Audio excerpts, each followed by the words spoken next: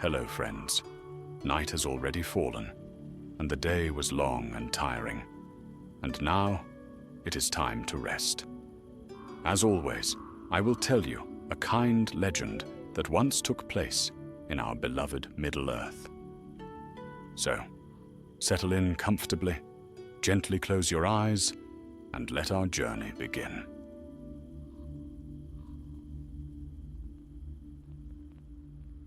The wind that swept the plains of Gorgoroth carried no warmth.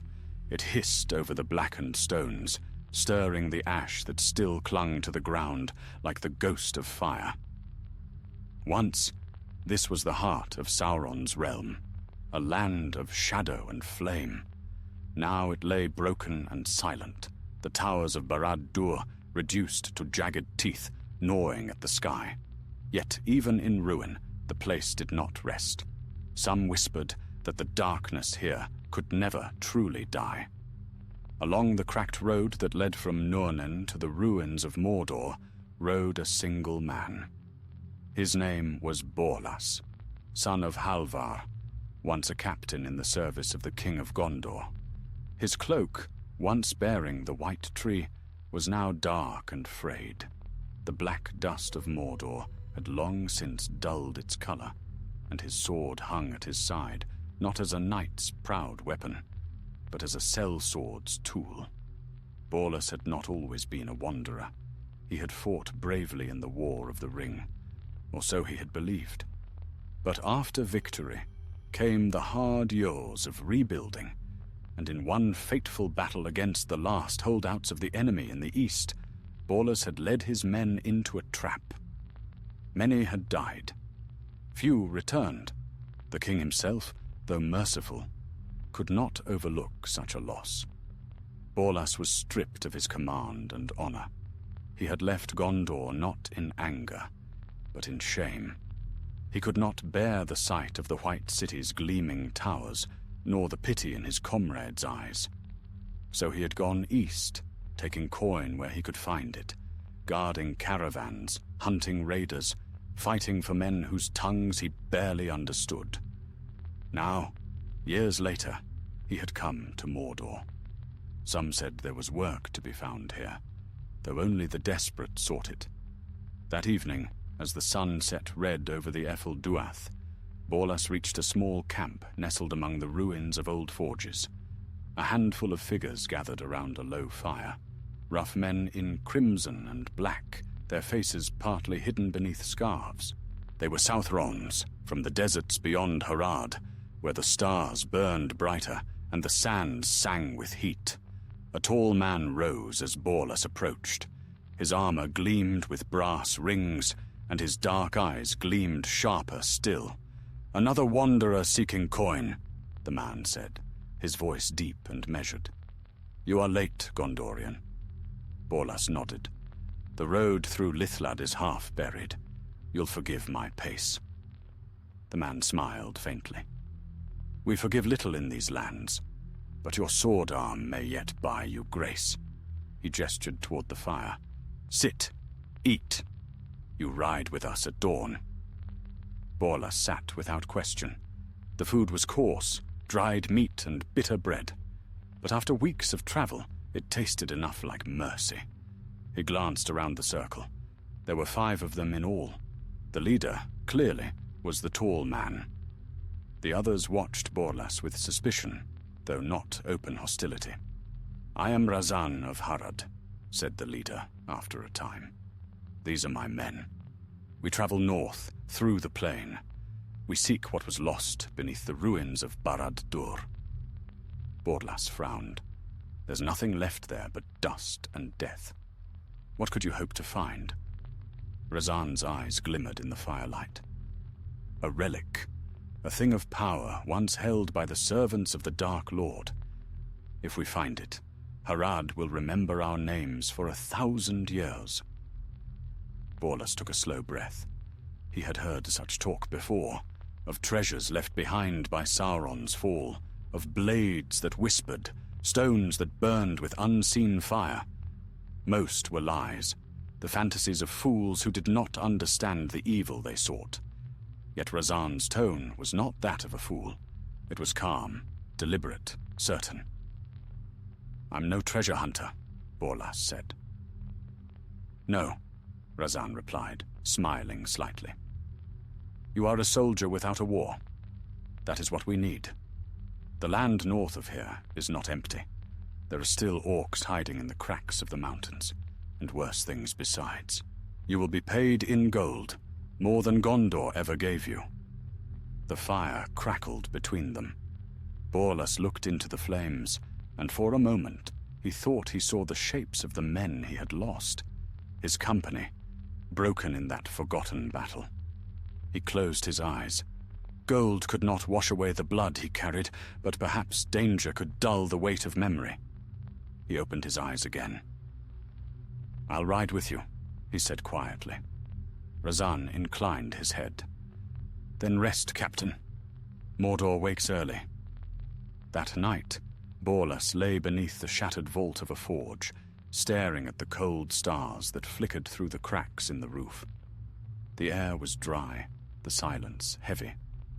In the distance, a faint glow shimmered where Mount Doom still smoldered, not with flame, but with the slow heat of memory. He dreamed of the White City, of the sound of banners in the wind, of laughter on the citadel steps. But when he turned in the dream, all the faces were gone. Only the white tree remained, and it was withered. When dawn came, the company rose and prepared their mounts. The air was filled with a grey mist that clung low to the ground. Razan rode at the head, his men close behind. Borlas took the rear, his eyes scanning the desolation around them. As they set out across the plain, a crow cried overhead, a harsh, broken sound. Borlas looked up and felt a shiver crawl down his spine. The bird circled once, twice, and vanished into the haze. He could not shake the feeling that something had seen them, and that it waited ahead, beyond the reach of the rising sun. The sun was veiled in a dull red haze, as the small company pressed deeper into the wastes of Mordor. All around them stretched endless grey plains of ash and black stone, rising now and then into sharp ridges that looked like the ribs of the earth itself. The horses moved uneasily, snorting at the scent of sulphur that still clung to the wind. No living thing called out in this place. No bird song, no cry of beasts, only the whisper of dust shifting underfoot. Borlas rode in silence. The clang of his armor had dulled to a muted rhythm. His cloak trailed in the wind like a ragged banner. The men ahead spoke little. Now and then, Razan would lift his hand and point toward some distant mound or ruined tower, his voice low as he gave commands in his native tongue. Borlas caught fragments of meaning. "North, river, watch the stones." The others obeyed with quick, nervous glances toward the horizon. By noon they came upon a broken fort, a relic of the Dark Lord's armies. Its gate hung crooked on rusted hinges, its towers half sunk in the slag. The air here was thicker, heavy with the smell of decay. Borlas dismounted and approached the gate, drawing his sword. The others followed more cautiously, their eyes darting from shadow to shadow. "Keep close," Razan murmured. "There are things in these ruins that do not sleep." Borlas stepped through the archway. The courtyard beyond was scattered with bones, not human, but orcish. Their skulls split and blackened. Rusted spears jutted from the ground like withered stalks. A dark well stood in the center, its stones slick with moss and ash. He peered into it, but saw nothing, only a deep, silent blackness. One of the Southrons spat over the edge. "Cursed place," he muttered.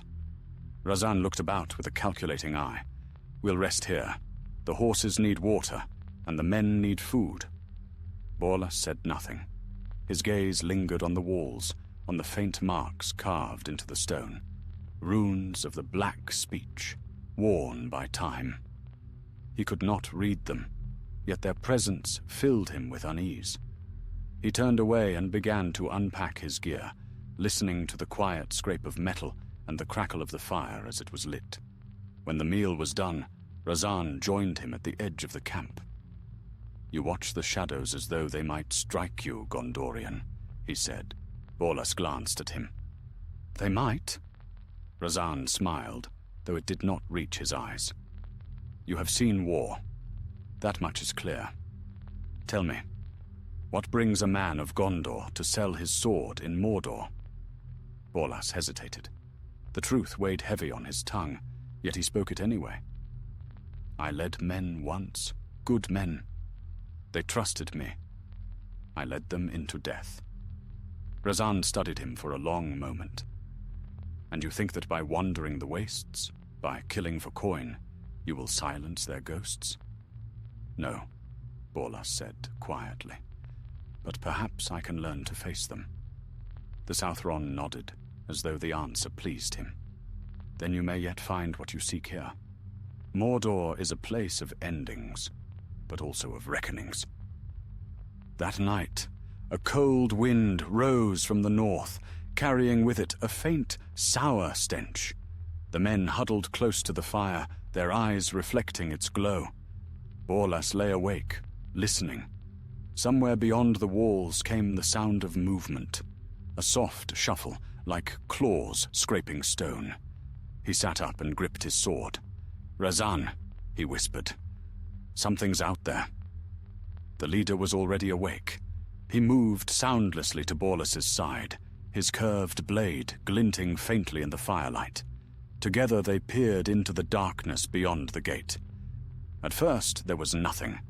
Then, from the mist, came a shape, hunched, limping, its breath wheezing through the air. It was an orc, or what remained of one. Its armor hung in tatters, and its flesh looked half-burnt, half-rotted. When the firelight caught its eyes, they flared a sickly yellow. With a hiss, the creature lurched forward. Borlas stepped ahead of Razan, sword raised. The orc swung a jagged blade, but the motion was slow, clumsy. Borlas sidestepped, drove his steel through the creature's chest, and twisted. It fell without a sound, crumbling like dried mud. When he pulled his sword free, black dust scattered on the wind. Razan examined the remains. "The land breeds them still," he said grimly. "What evil forged them endures." Borlas wiped his blade clean. "Then we should not linger." They broke camp before dawn. The road grew harsher as they pressed north, winding between ridges of glassy stone where the heat of Mount Doom had once flowed. Now and then they saw pillars of smoke in the distance, where the ground still smoldered.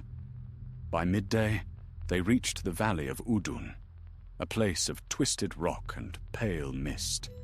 Here, the land narrowed between steep cliffs, and broken towers rose from the gloom like black fangs. Borlas felt the weight of the air deepen, as though the land itself held its breath. "We are close to Barad-dûr," he said softly.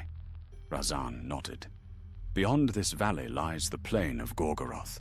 Our path leads to the ruins beneath the Dark Tower." As they advanced, they came upon an ancient causeway of stone, half-collapsed, leading over a chasm.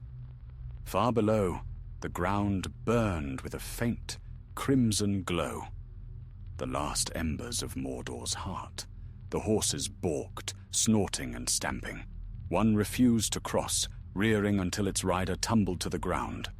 Borlas took the reins and led the beast across himself, whispering softly in the tongue of Gondor. The bridge groaned beneath their weight, but held. On the far side, the land opened wide again, revealing the black plain where once the armies of Sauron had stood. Now it was barren, yet not silent. A murmur rose on the wind, faint but unmistakable, the sound of voices, distant and low, whispering in a language older than men. Borlas felt his heart quicken. The air seemed to throb with hidden power. Razan dismounted and knelt, pressing his hand to the ground. Do you feel it? He asked. The echo of the Dark Lord's will. It lies beneath the earth. That is where we go. Borlas looked toward the north, where the broken crown of Barad-dûr loomed against the horizon like the bones of a giant. And what do you expect to find there, Razan? Razan rose, his eyes gleaming with strange fire. What was his is not gone, merely waiting. The relic we seek was not forged by mortal hands. It is power, pure, undying, and with it, Harad will rise again. Borlas's jaw tightened. You speak of power as though it were a prize to be claimed. Have you forgotten who wielded it last? Razan smiled thinly. I have not forgotten, but I do not fear what I understand. The wind rose suddenly, carrying with it a faint, hollow wail from the direction of the tower. The men looked at one another uneasily. Borlas tightened his grip on the reins. You may understand less than you think, he said. They rode on in silence, the shadow of Barad-dûr growing larger with every mile, until it seemed to swallow the very light from the sky. And as they neared the ruins, Borlas felt a tremor in the earth, a heartbeat beneath stone, slow and ancient, as though the land itself were not yet done with them. The road into Gorgoroth grew darker as the days passed. The air turned heavy, the sky a dim veil of grey that hid both sun and moon. The company's path wound through ravines and broken plains, where rivers of ash once flowed, now hardened into ridges that cut the land like scars. The horses' hooves clattered on the black rock, echoing through the hollow vastness. At night, the men no longer dared to build large fires. Shadows moved in the distance, strange, slinking things that kept to the edges of sight. Borlas could not say whether they were orcs, wolves, or something fouler. The men whispered that the spirits of Mordor had never left, that the very air carried whispers of the dark tongue. Each evening, Razan studied his maps by the dim glow of a lantern. Scrolls of old Haradric parchment, marked with sigils and lines that none but he seemed to understand.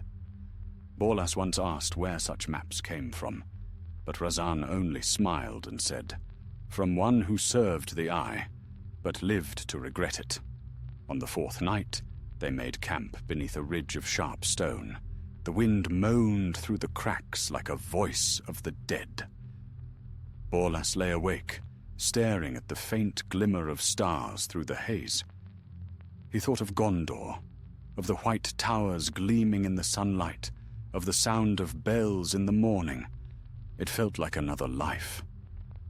Then he heard it, a sound that did not belong to the wind. It was soft at first, a rhythmic tapping, metal on stone. Borlas rose quietly, reaching for his sword. The fire had burned low, its glow flickering over the faces of the sleeping men. He moved to the edge of the camp and peered into the darkness beyond. Something stirred there. A figure, crouched low, crawling between the rocks. Borlas stepped forward. "Who goes there?" The figure froze. Then, with startling speed, it leapt away, vanishing behind a boulder. Borlas gave chase, the crunch of his boots loud against the stone. He rounded the rock and caught a glimpse of a pale shape scrambling up the ridge, small, thin, but fast. "Stop!" he called, though the word was lost to the wind. The creature turned its head once, and Borlas saw a flash of its face, grey skin, large eyes gleaming white in the darkness, and a mouth twisted with hunger and fear. It hissed like a serpent and vanished among the rocks. When he returned to camp, Razan was awake, his men gathered and tense. "You followed something," he said calmly. "Yes," Borlas replied. "A creature, not orc, but not man either. It watches us." Razan's gaze darkened. "Then the land knows we are here. We must move faster." At dawn they broke camp and pressed northward. The ridge fell away into a vast basin of cracked stone, where pillars of black glass rose like frozen flames. This was the plain that once bore the foundations of Barad-dûr. Even in ruin it was immense, a wasteland of shattered obsidian and twisted iron. They rode through the field of ruin until the horses balked, their nostrils flaring. Ahead loomed the broken tower itself, a jagged spike of shadow, its upper reaches shattered, its base half buried in the earth. The air here trembled faintly, as if the ground still remembered the weight of the Dark Lord's will. Razan dismounted. "We make camp here," he said, his voice low. "The vault lies beneath the ruins. At dawn we go below." Borlas felt a chill creep through him. "And if the darkness below is not empty?" Razan turned to him, his eyes glinting with cold fire. "Then we shall see if your sword still knows the strength it once had." They set up their tents close to the fallen stones. The air smelled of sulfur and old death. When night came, it was darker than any before. Even the stars seemed afraid to shine. Borlas could not sleep. He sat apart from the others, sharpening his blade, listening to the faint murmurs of the wind. It seemed to whisper words, fragments of the black speech that he could not understand, but somehow felt in his bones. Ash-Naz, Gimbatul, the same syllables that once burned upon the One Ring. He clenched his hands until his knuckles whitened. "This is madness," he muttered. "No good can come of this place." Yet a part of him knew he would not turn back. Perhaps it was pride or penance. Perhaps he wished to see with his own eyes the heart of the darkness that had scarred Middle-earth. Just before dawn, Razan roused the company. The men carried torches, ropes, and packs of gear. They approached the tower's base, where a wide fissure yawned between the stones, a wound in the earth that breathed faint heat. "This is it," Razan said. "The way below." They descended cautiously, one by one, the flicker of torches casting long shadows on the walls. The air grew thick and damp. The smell of ash and metal filled their lungs. At the bottom of the passage lay a vast hall, half collapsed. The remains of iron pillars jutted from the stone like the ribs of some buried beast. In the far wall, a door stood, black iron, marked with runes that pulsed faintly red. Borlas felt his heart pound. "You said this vault belonged to Sauron's servants. How do you know what lies within?" Razan stepped forward, his hand brushing the air before the runes. "Because my ancestors served him once," he said softly. "The vaults of Barad-dûr were not only prisons for the enslaved. They were chambers of craft and secret fire. Here, the servants of the Eye forged things meant to endure when all else fell." The red light flared brighter. The air trembled. "Stand back," Razan warned. From his cloak, he drew a shard of dark crystal, etched with the same runes as the door. He pressed it to the metal, and with a sound like a sigh, the seal broke. The door creaked open, releasing a wave of hot, dry air that smelled faintly of brimstone. Within lay a narrow stair, descending into blackness. Razan turned to Borlas. "You lead," he said.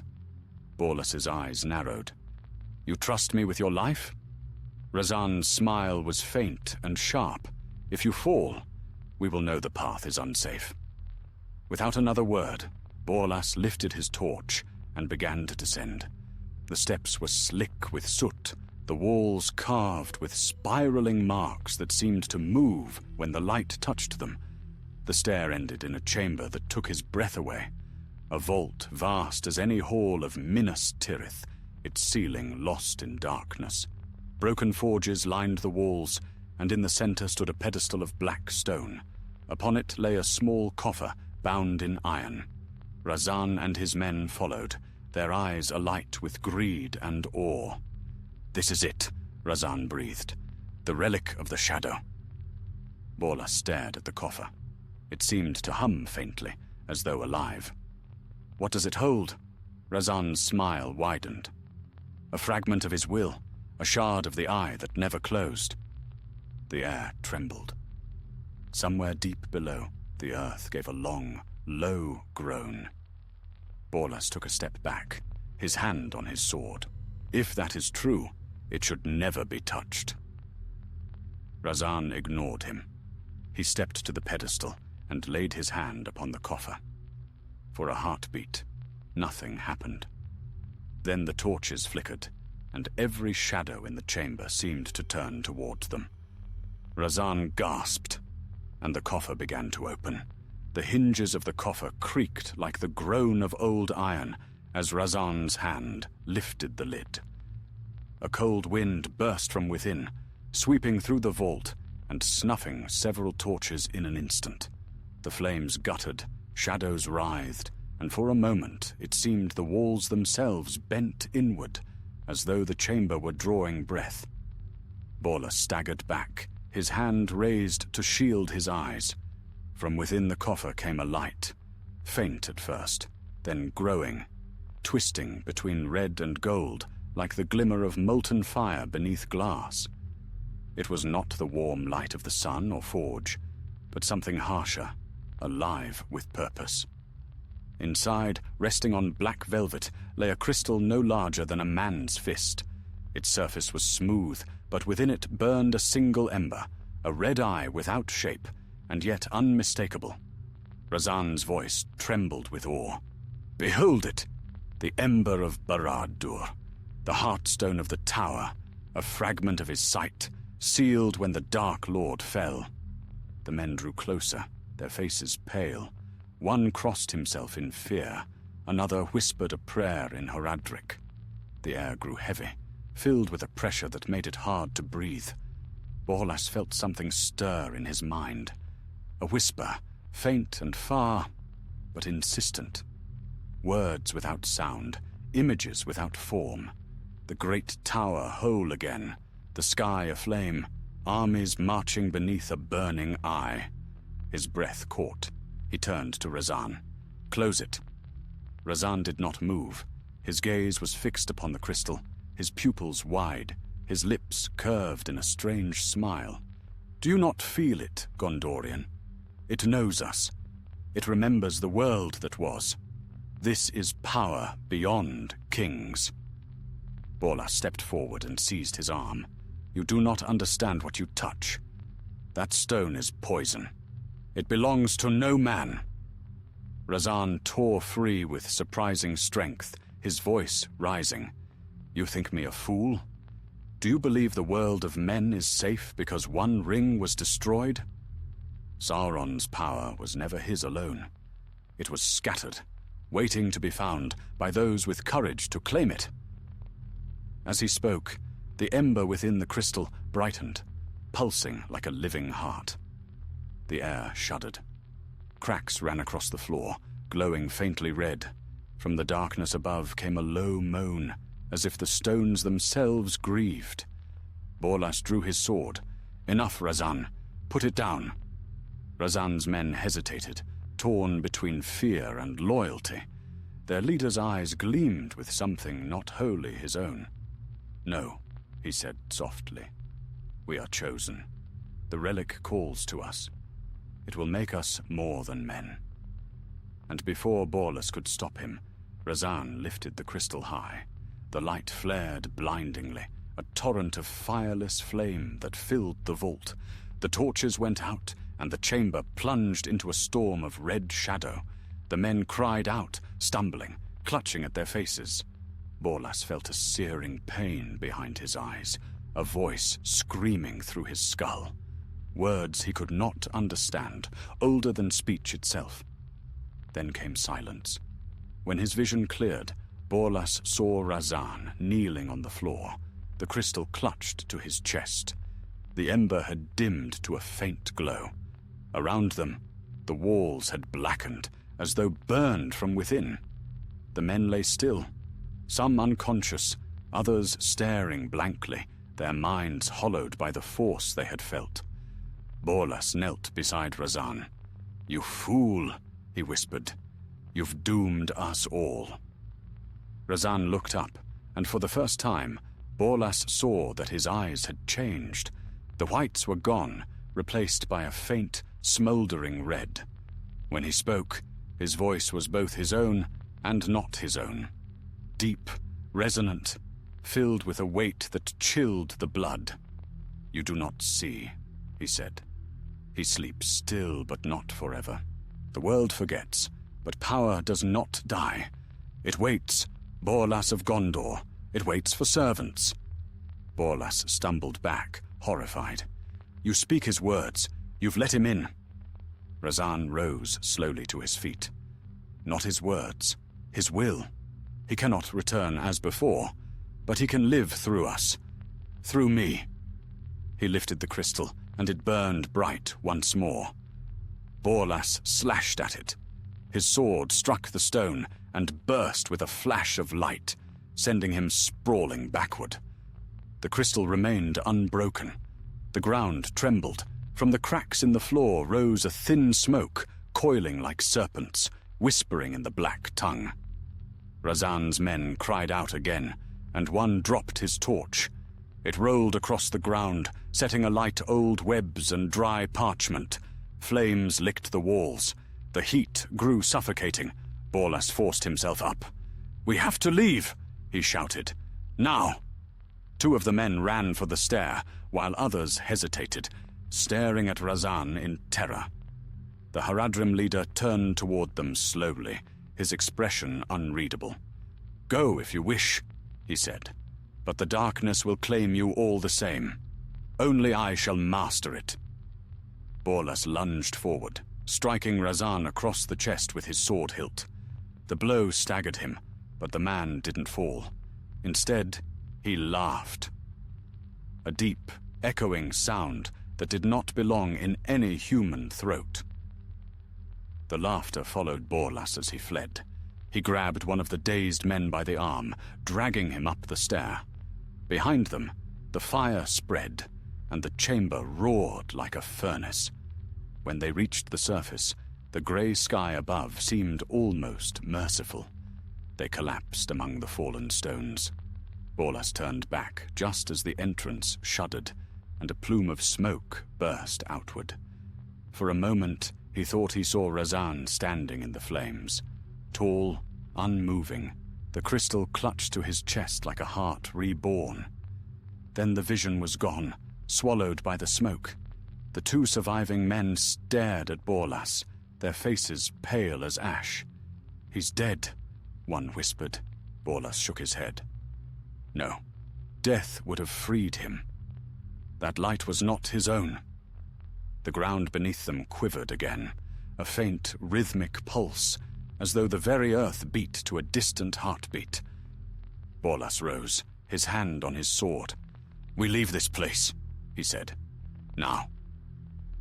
They stumbled westward, away from the ruins, through the wastes of Gorgoroth.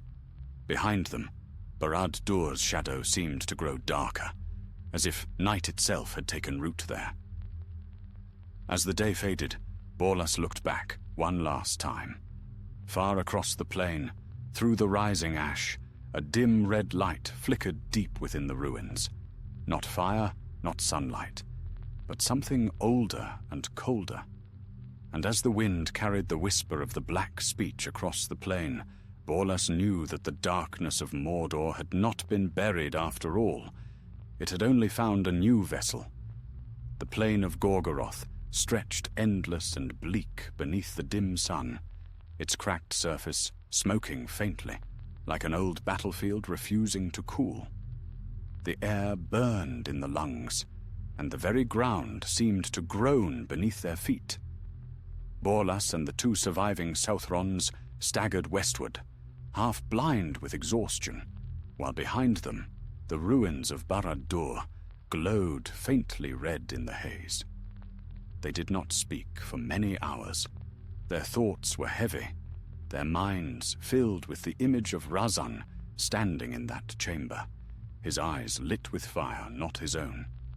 Each time Borlus glanced back, he fancied he could still see a shimmer of light pulsing beneath the smoke, as though the land itself had begun to breathe again. A slow, dreadful heartbeat rising from the ashes. By nightfall, they reached the base of a jagged ridge where an ancient road cut through the rock, half buried in ash.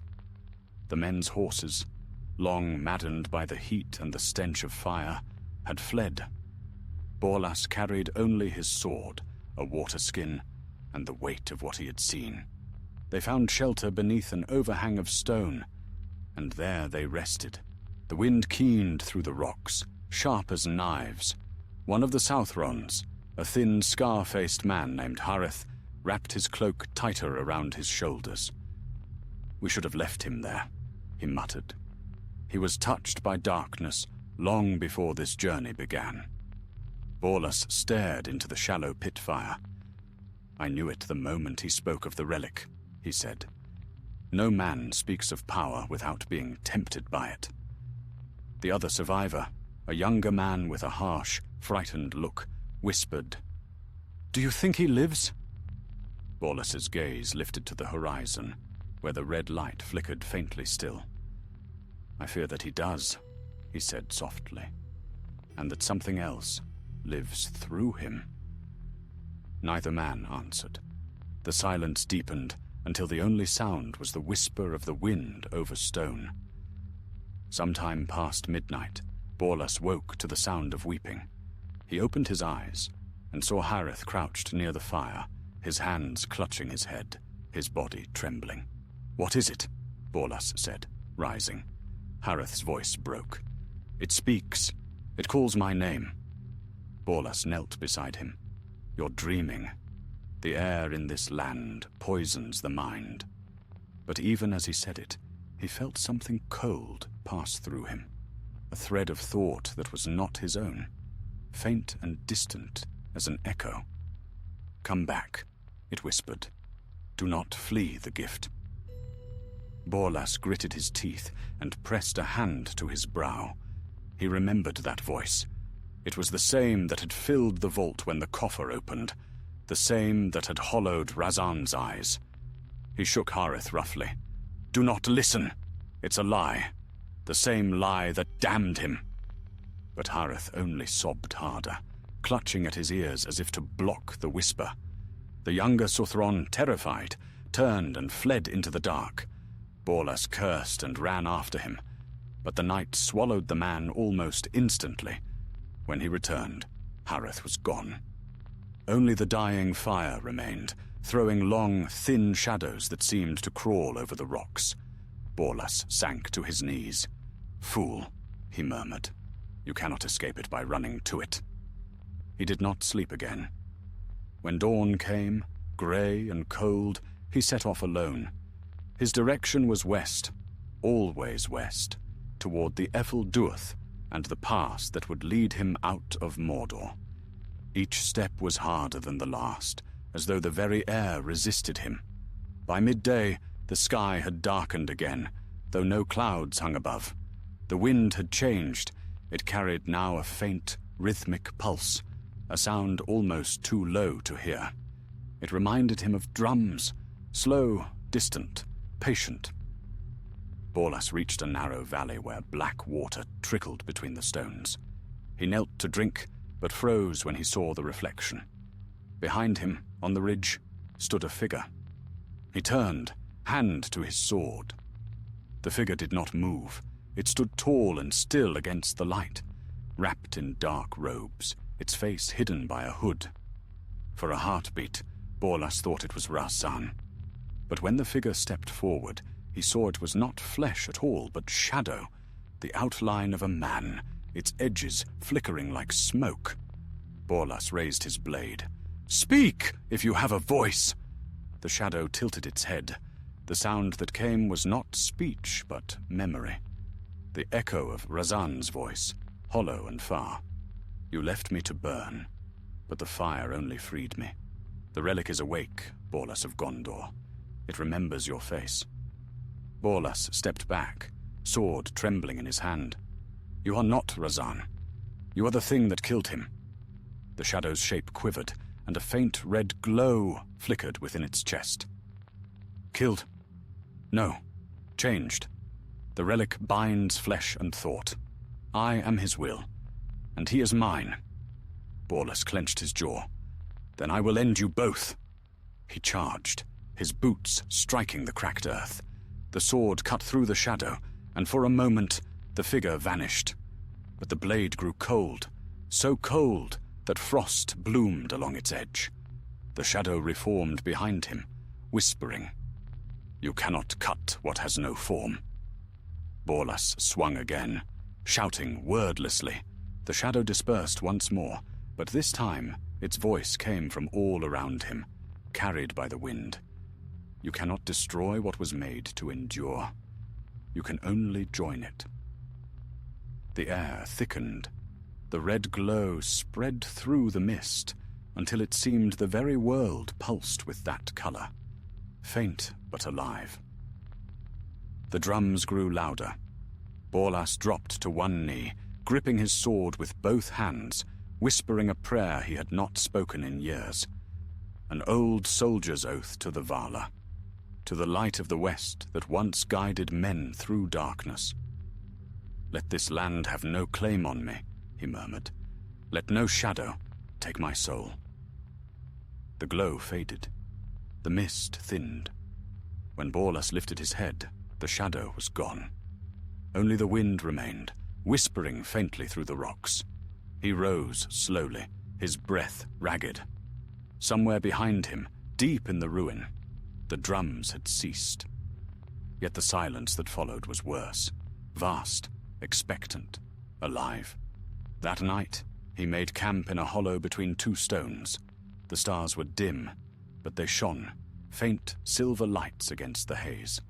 He stared up at them, weary and hollow, wondering whether the white tree still bloomed in the courts of the king. For the first time in years, he felt the pull of home. Not pride, but longing. He thought of his father's voice, of the songs sung in the taverns of Minas Tirith after victory. He thought of the faces of the men who had followed him into death. "I will not let this land take me," he said aloud. "I will not die here." But as he spoke, far across the plain, the ruins of Barad-dûr flared once more with crimson light. Brighter now, spreading like the first glow of dawn, though it brought no warmth. The air trembled with distant thunder, and Borlas knew that whatever lived beneath those ruins had begun to wake in earnest. He gripped his sword, feeling the cold steel in his hand, and turned toward the west. There was still a long road ahead, and shadows followed him on every step. The road west was no road at all, only a faint trail through cracked stone and choking ash. For 3 days, Borlas walked beneath a bloodless sky, the air thin and sharp as ground glass. He no longer marked time by sun or star. The heavens of Mordor obeyed no law of light. Every hour seemed the same, a dim half-day between storm and dusk. The silence weighed heavy on him. Now and then he thought he heard footsteps behind him, a scuff of gravel, a whisper through the mist. But whenever he turned, the land lay empty. The shadow of Razan haunted him still. At night he dreamed of the vault beneath the tower, of the crystal's ember pulsing like a heart, of Razan's voice twined with something deeper and older. He would wake drenched in sweat, clutching his sword, half believing that the fire had followed him into the waking world. On the morning of the 4th day, he came upon a narrow gorge where black water trickled between the stones. There he found tracks, not his own, hoofprints, several days old, leading north. The shape of the horseshoes told him they were from the south, perhaps remnants of Razan's company who had fled earlier. Perhaps worse. He followed them warily. The gorge widened into a basin surrounded by cliffs. A thin fog drifted low across the ground, and the air stank of iron. At its center, stood the ruin of an old watchtower, one of Sauron's lesser outposts, its walls half melted by the heat of the mountain's wrath.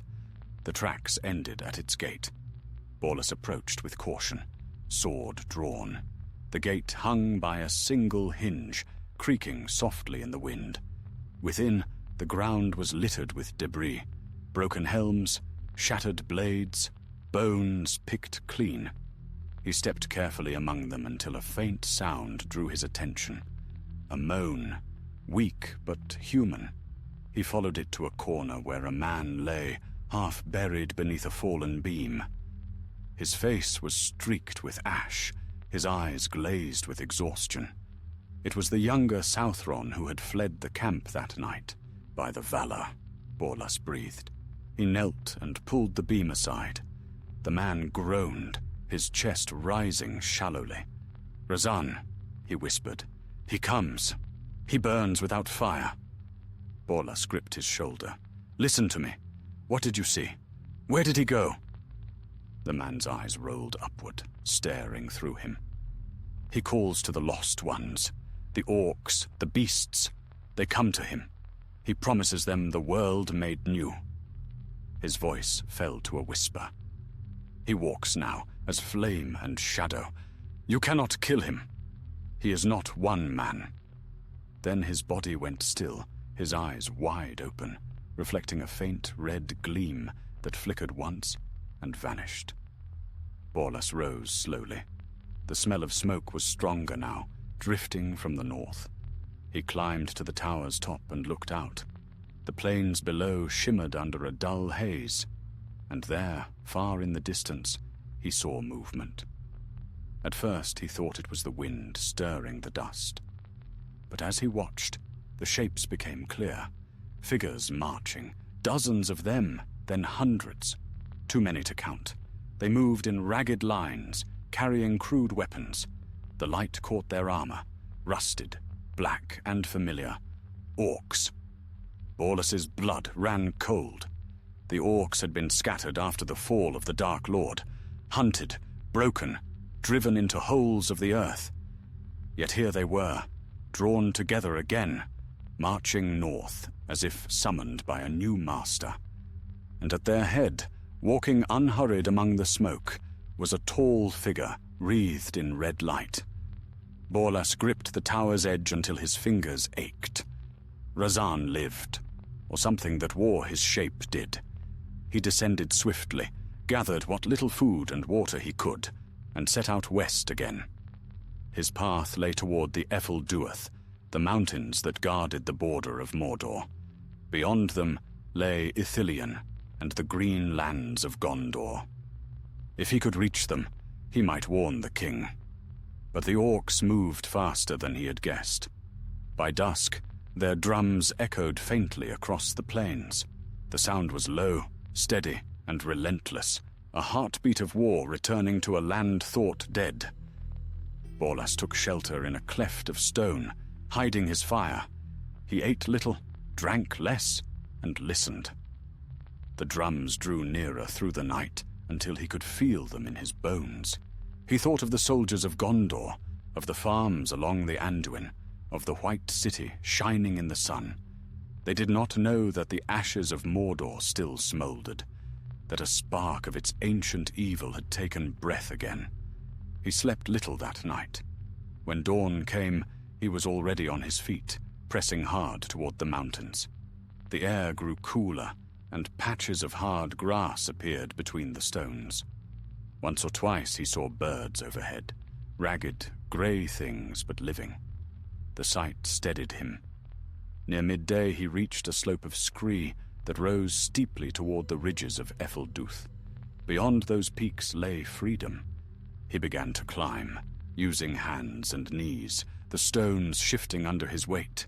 When he reached the halfway point, he paused to catch his breath and froze. Below, the plain was crawling with movement. The orc horde had turned west.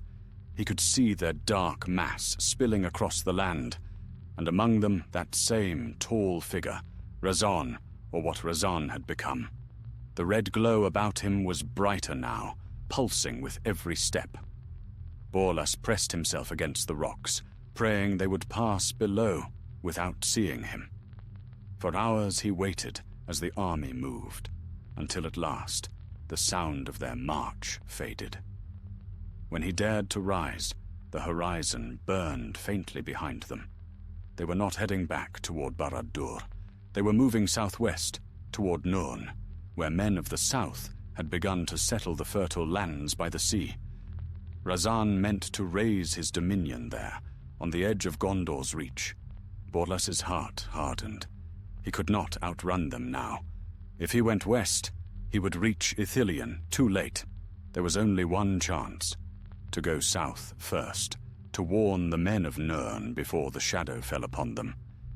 He began his descent from the ridge, moving swiftly and silently, though each step seemed to echo across the barren slopes. As night fell, he reached a narrow valley that led toward the southern plains. The stars glimmered faintly through the haze, and for the first time in weeks, he felt a breath of cool air that did not stink of sulfur. He rested a moment beside a small spring, cupping the clear water in his hands. As he drank, he thought he heard a distant cry, not of orcs, but of a horn, faint and clear, carried by the wind. He lifted his head sharply. It came again, nearer this time. The sound was Gondorian, a call of warning and rally. Hope flared in his chest. Perhaps the rangers of Ithilien had ventured east once more, scouting the edges of Mordor. He rose, gathering his things. "Hold fast," he murmured. "If the king's men yet ride here, the darkness will not take this land without a fight."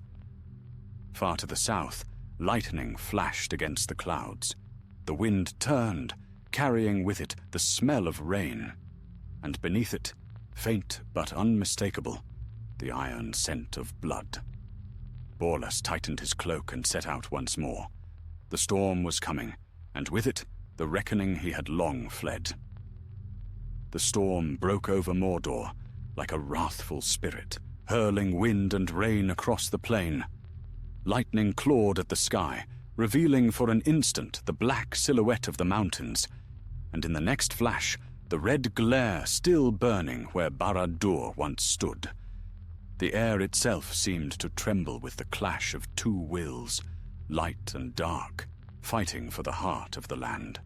Borlas pressed on through the downpour, soaked to the bone, the rain mingling with the ash that streaked his face.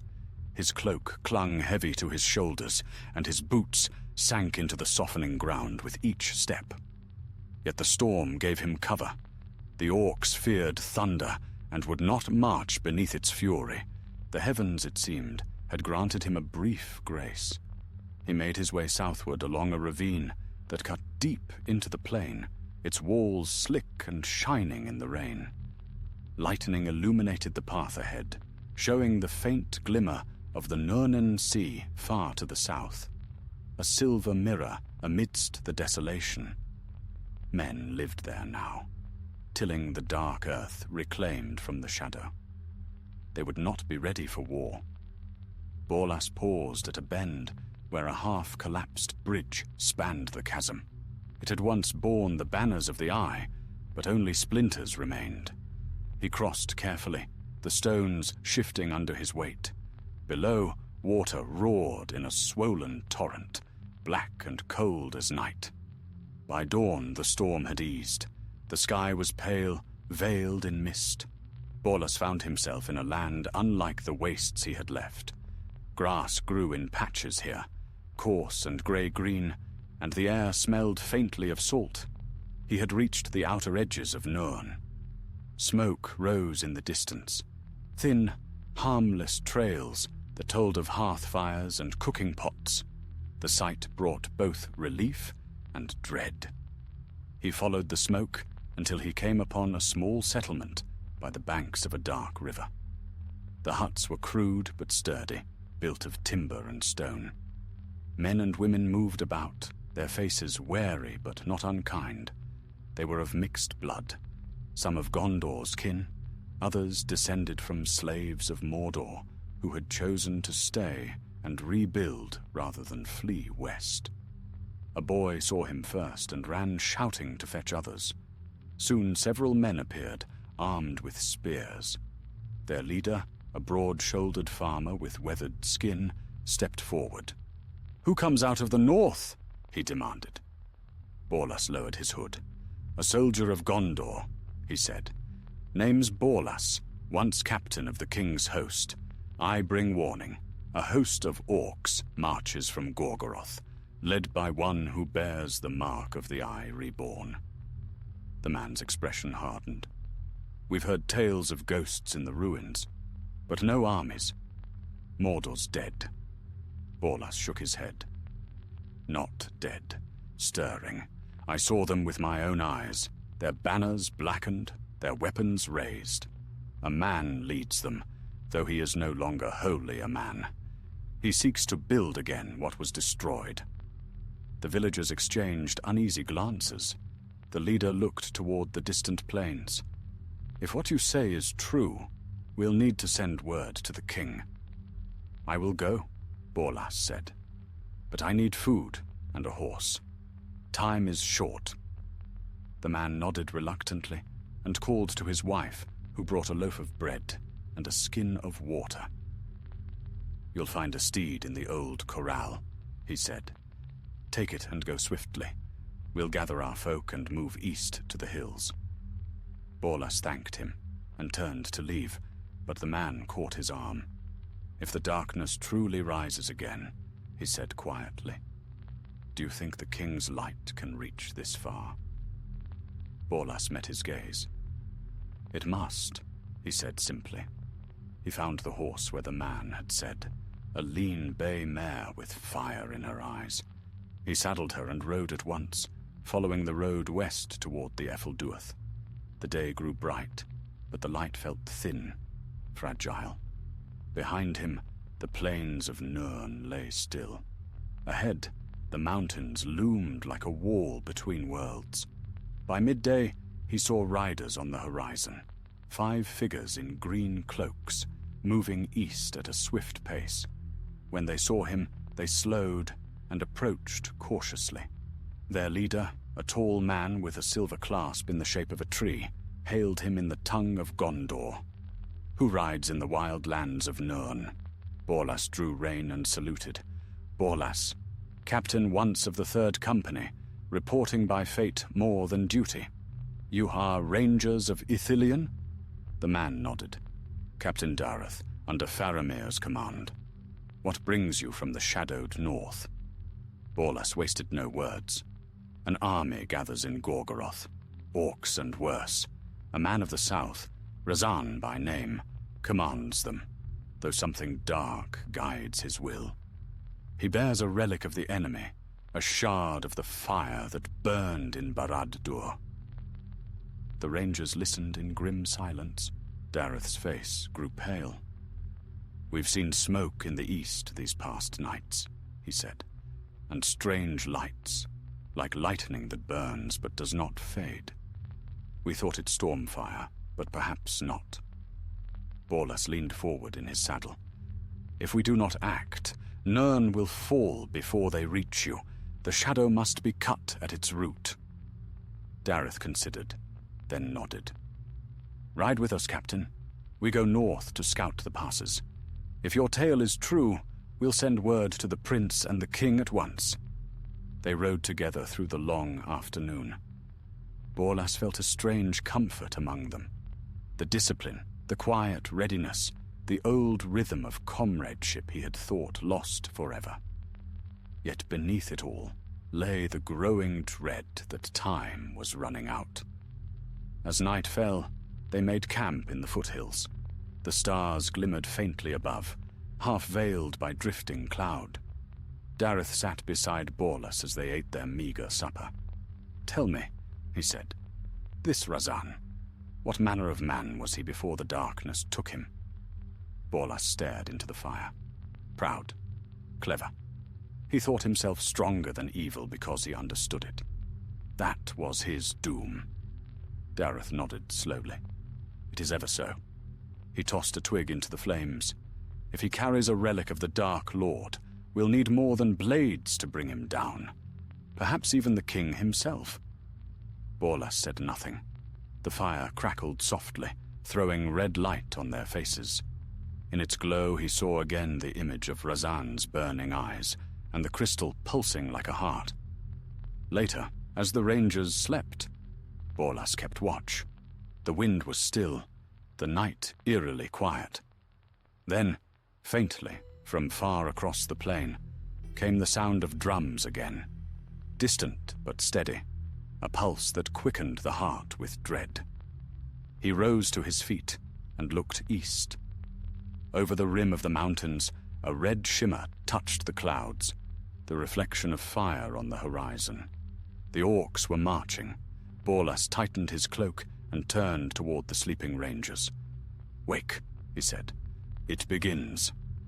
The rangers rose swiftly, their movement silent and sure, honed by years of war and watchfulness. Captain Dareth was the first to speak, his voice low but firm. "Form a perimeter. No fires. We move at dawn." The men obeyed without question, their eyes turned eastward, where the red haze still pulsed faintly over the distant plains. Borlas stood apart from them, scanning the horizon. The drums had faded for the moment, but the silence they left behind was worse, vast and trembling, as though the land itself waited for something to come. He could not shake the feeling that they were being watched, not by eyes of flesh, but by something older, something vast and patient. When dawn came, pale and cold, the company broke camp.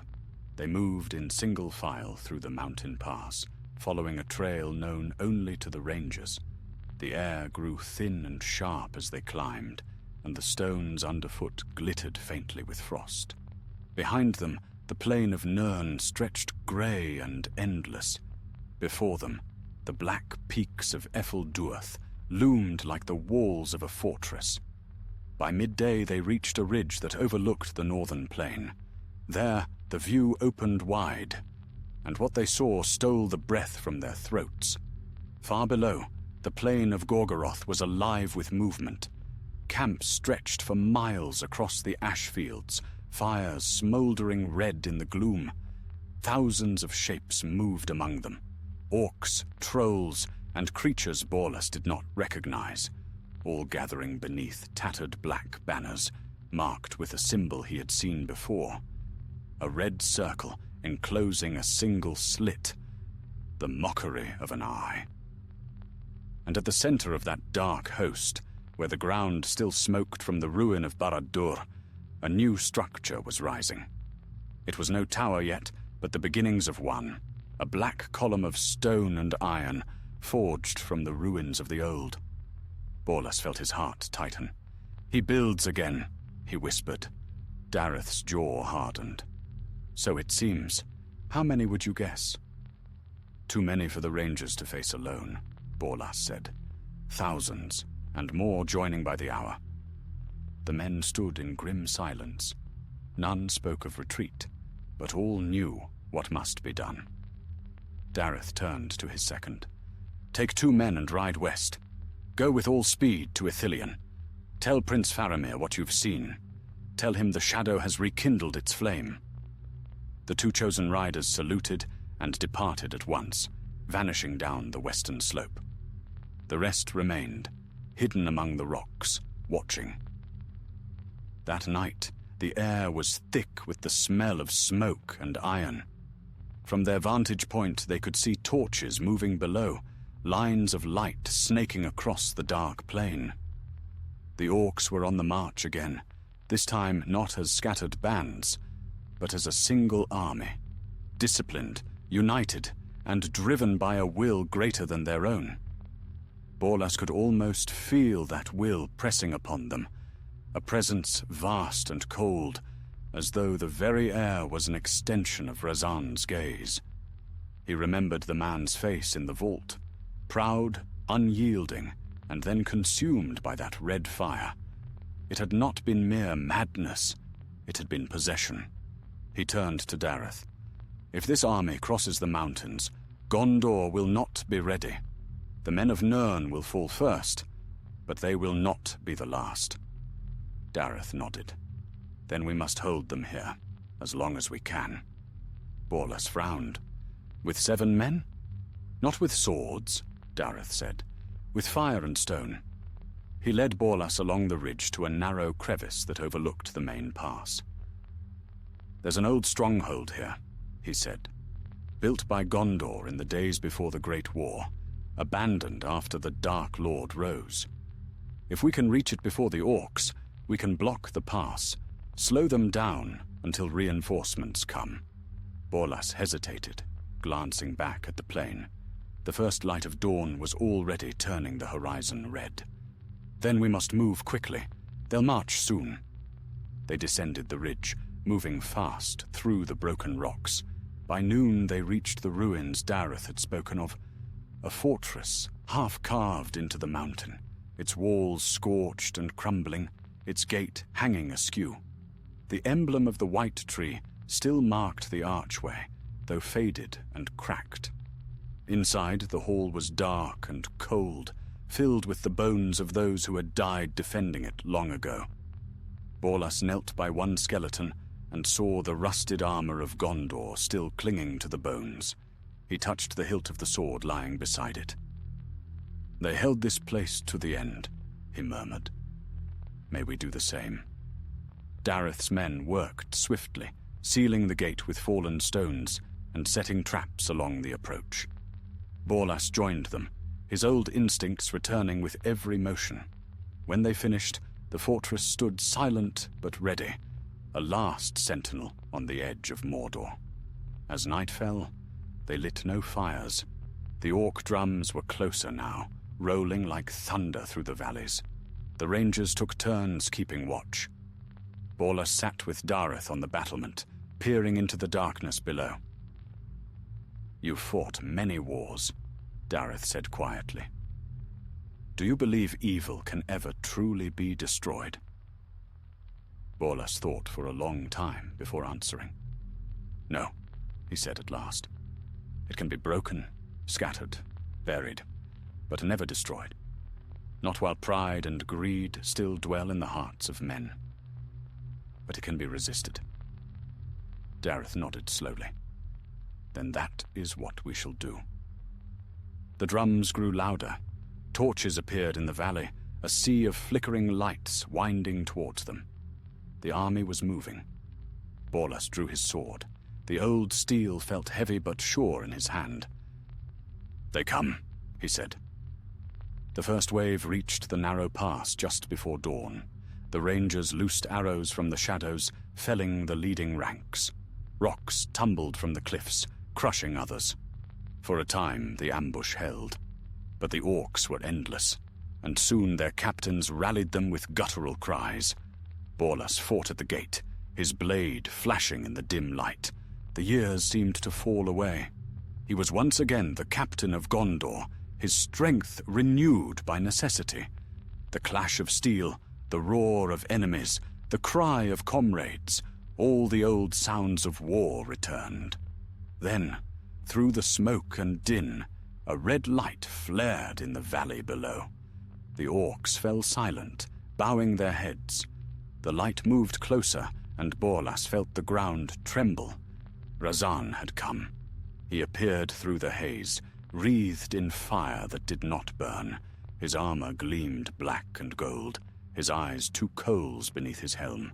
In his hand he held the crystal, the ember of Barad-dûr, and its light bathed the mountainside in crimson. His voice carried over the battlefield, deep and terrible. "Gondor sends ghosts to guard the bones of the past.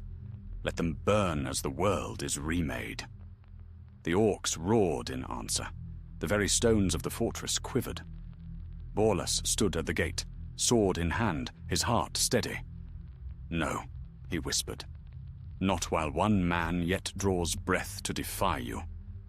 And as the red fire swept up the slope, he stepped forward to meet it. The red fire surged across the mountainside like a living wave. The air thickened and burned, and the sound of it was not merely the roar of flame, but the deep, unearthly hum of power unbound. The very stones of the fortress groaned beneath its touch. Borlas stood in the breach, the light glancing off his sword as he raised it in defiance.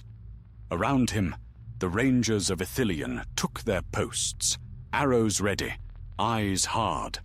They had fought orcs before, trolls, beasts from the dark places of the world. But never had they faced a thing like this. A man-made vessel for the will of the shadow. Razan advanced at the head of his horde, the ember clutched in one hand. He no longer walked as a man, but as a figure half shrouded in flame, half in smoke. His eyes burned with a terrible clarity.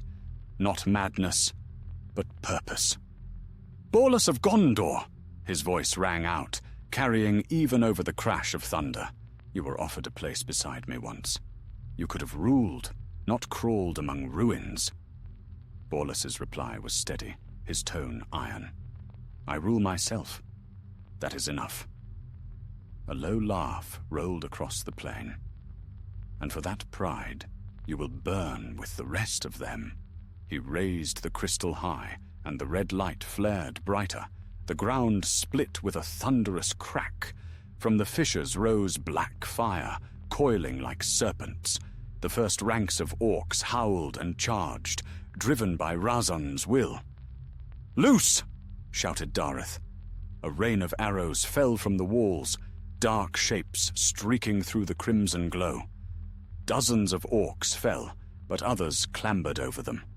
Rocks tumbled from the cliffs, crushing more. Still they came. Borlas met them at the gate.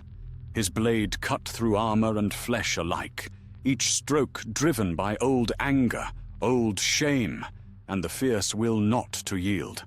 He fought as he hadn't fought since the Pelennor. Swift, sure, relentless. At his side, the rangers held the line, their spears flashing like silver lightning. But Razan's fire didn't falter. The air grew hotter, choking, and the very stones of the fortress began to glow faintly red. "He's breaking the mountain!" cried one of the men. Borlas looked to Dareth. "We must bring it down ourselves, before he does." Dareth's eyes widened, but he understood at once. "The tunnels," he said.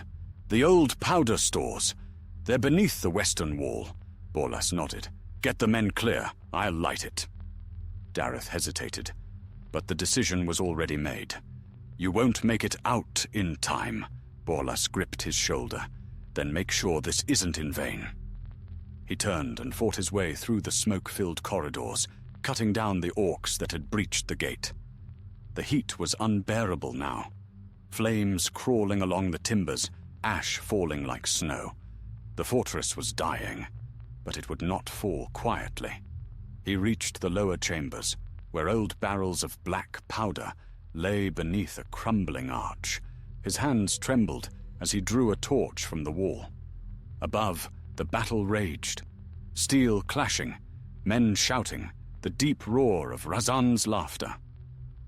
"Not again," Borlas whispered to himself. "I will not fail them again." He thought of the men who had died under his command years ago, the faces that had haunted his dreams. He thought of Gondor, of the white city gleaming in the sun, of the tree that still bloomed on the citadel. And he thought of the long road that had brought him here, to the heart of darkness once more. He raised the torch, and then froze. A shadow loomed at the far end of the hall. Razan stood there, untouched by flame, his armor gleaming like obsidian. "Do you think you can bury me with stone and dust?" he said softly. "You of all men should know. The shadow does not die in the dark. It endures in the hearts that call to it." Borlas gripped his sword, though his arms ached and his breath came ragged. "Then let it endure beneath the earth," he said. He lunged. The clash was swift and brutal. Razan's blade met his with a sound like thunder. Sparks flew, the air cracking with heat. Borlas parried, struck, and parried again. But Razan was faster, his strength unnatural. Each blow drove Borlas backward toward the barrels. The ember burned brighter in Razan's other hand, casting wild shadows across the walls. "You fight for a dying world," he said. "There will come a time when Gondor's towers fall and the light of men flickers out. I will be waiting." Borlas met his gaze. "Then wait in the dark." He drove forward suddenly, feinting left and striking upward. His blade met Razan's wrist, the one that held the crystal, and with a cry that shook the hall, the ember flew from Razan's hand. It struck the stone floor and rolled, pulsing like a living heart. Razan roared and struck Borlas down with a backhanded blow that sent him sprawling. Blood filled his mouth, but his hand closed around the fallen torch. "You wanted to see the light," Borlas gasped. "Look upon it." He flung the torch. It struck the barrels, and the world became fire. The explosion shattered the mountain. A roar like the wrath of the Valar themselves tore through the sky. The fortress walls burst outward in a storm of flame and stone, the shockwave hurling bodies into the chasm below. From far off, Dareth and his men watched as the ridge split open and a pillar of red fire climbed into the heavens. The orc horde reeled in confusion, many fleeing into the plains. When the light faded, half the mountainside lay in ruin. And of Borlas there was no sign. For a long time, no one spoke. The wind howled through the smoke, carrying with it the scent of ash and iron. Then Dareth bowed his head. "He did it," he said softly. He brought it down. But even as he spoke, a faint glimmer flickered in the heart of the ruin. A red light, small but steady, pulsing like the ember of a dying fire. Far below, buried beneath tons of stone, something still moved. Razan's voice, faint but unbroken, whispered through the crackling air. "You cannot kill the flame, for the flame is mine." And deep in the ruins, the ember of Barad-dûr began to beat once more. The mountain lay in ruin. For 2 days, the sky above Mordor was veiled by a storm of ash and flame. Lightning flashed within the dark clouds, and the plains below were lit by the dull glow of smoldering earth. The fortress was gone, its stones scattered like bones across the valley. Only the sound of the wind remained, a hollow, endless moan. From the wreckage, a handful of rangers crawled forth, their armor scorched, their faces grey with dust. Dareth led them, wounded but unbowed. His eyes searched the smoking chasm where Borlas had vanished.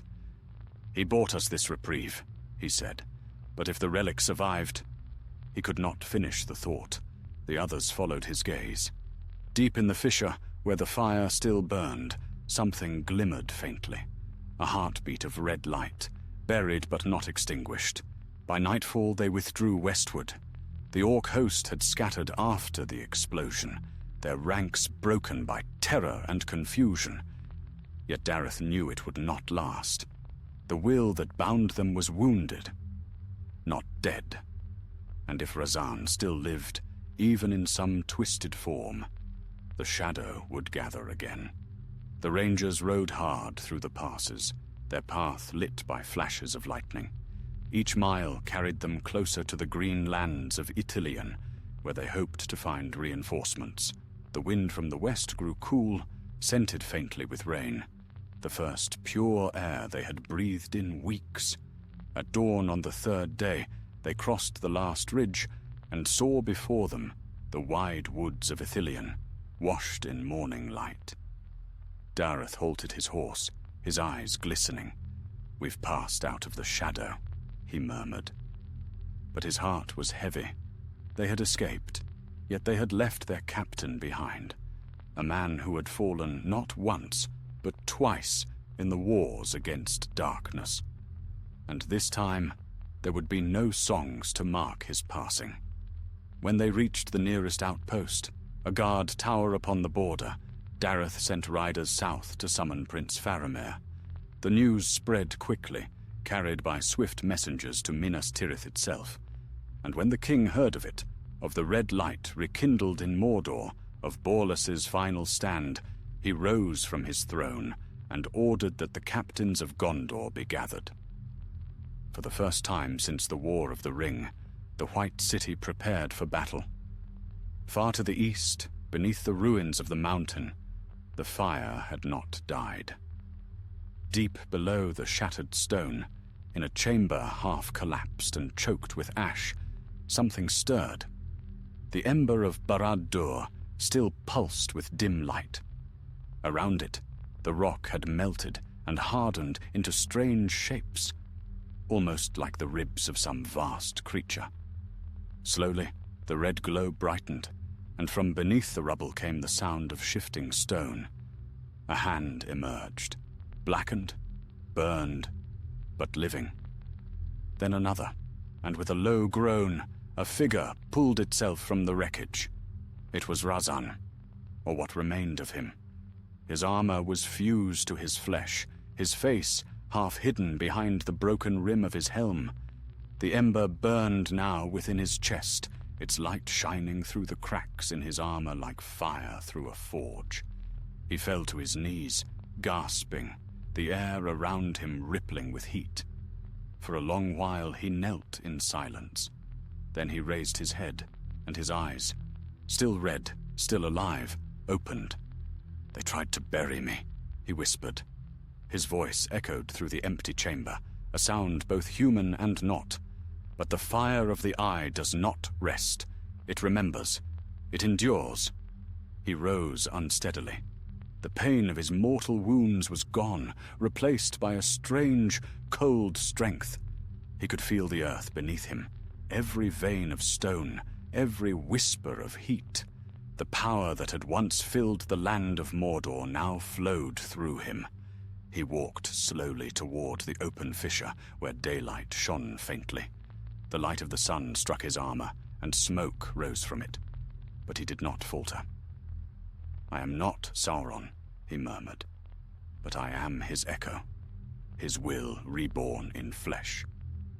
When he emerged onto the mountainside, the wind tore at his cloak, and the land below lay still, littered with the corpses of his fallen army. The sight filled him with both rage and purpose. He stretched out his hand, and the ember flared within his chest. The ground quivered. "Rise," he commanded. At first there was only silence. Then, slowly, one by one, the corpses began to move. The orcs stirred, their dead eyes glinting faintly with red light. Those who had fallen in the blast clawed their way upright, bound now not by will or fear, but by the fire that had claimed their master. "Rise," Razan said again, louder. "The darkness has need of you still." The host obeyed. He looked toward the west, toward the mountains that hid Gondor from sight. "You thought the shadow ended when the ring was unmade," he said softly. "But the flame of dominion cannot be destroyed, only scattered, and I will gather it again."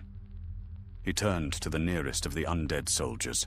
An orc with half its face burned away. "The world will forget the name Sauron," Razan said, "but they will remember me." In Ithilien, the rangers and the soldiers of Gondor made ready. Messages came from Minas Tirith, orders, plans, and tidings of war. Scouts were sent east, but few returned. Those who did spoke of strange fires seen by night, and of corpses walking beneath the moonlight. One evening, Dareth stood upon a ridge overlooking the plains. He thought of Borlus, the weary captain who had come from the wastelands, bearing both warning and redemption. "You gave us time," he murmured to the wind. "Let us use it well." Behind him, the camp stirred with activity. Banners raised, armor fitted, horses saddled.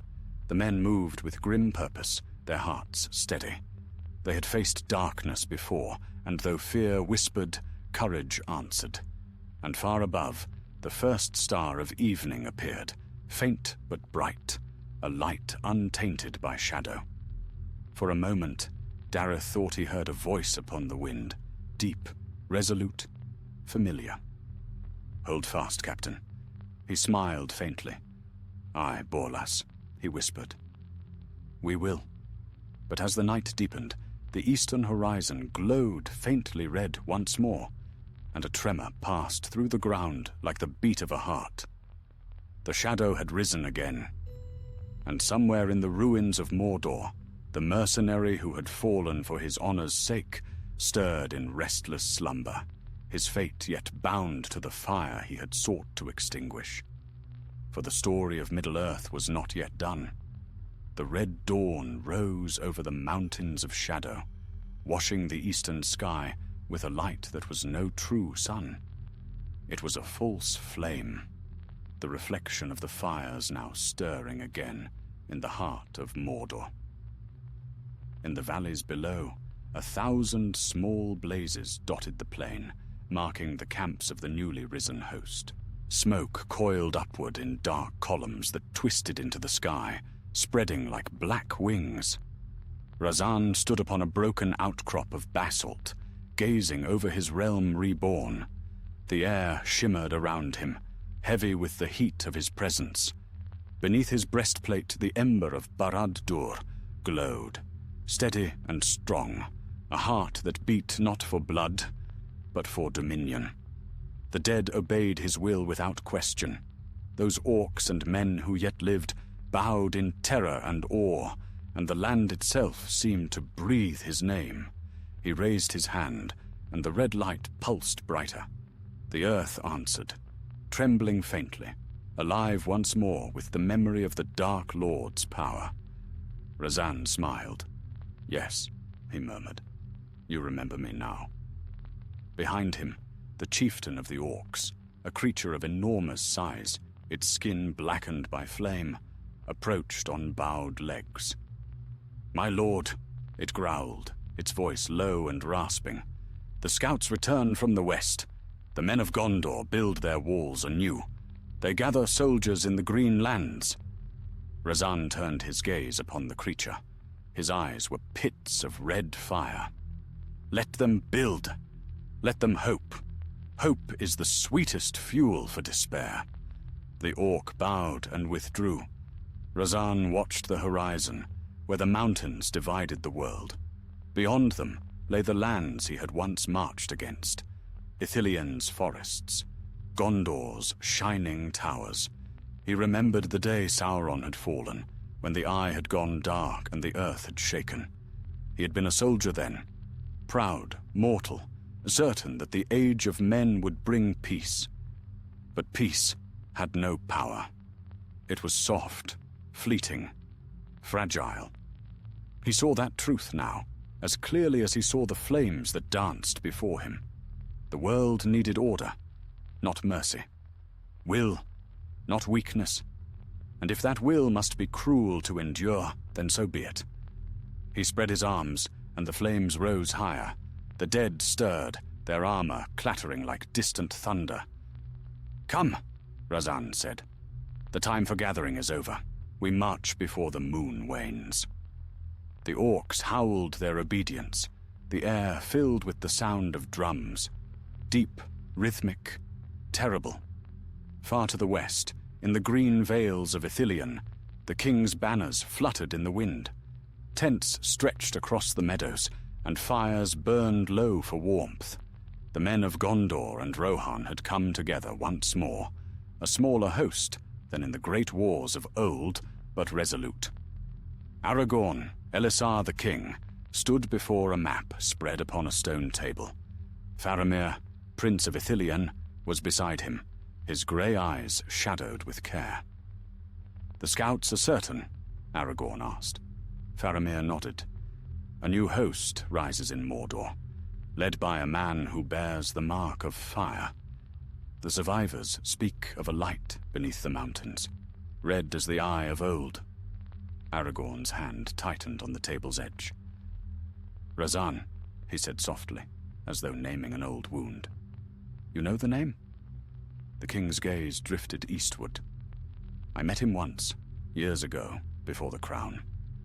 He was a captain of Gondor, fierce, clever, and too proud for his own good. When the peace settled, he went south to seek glory among the mercenaries of Harad.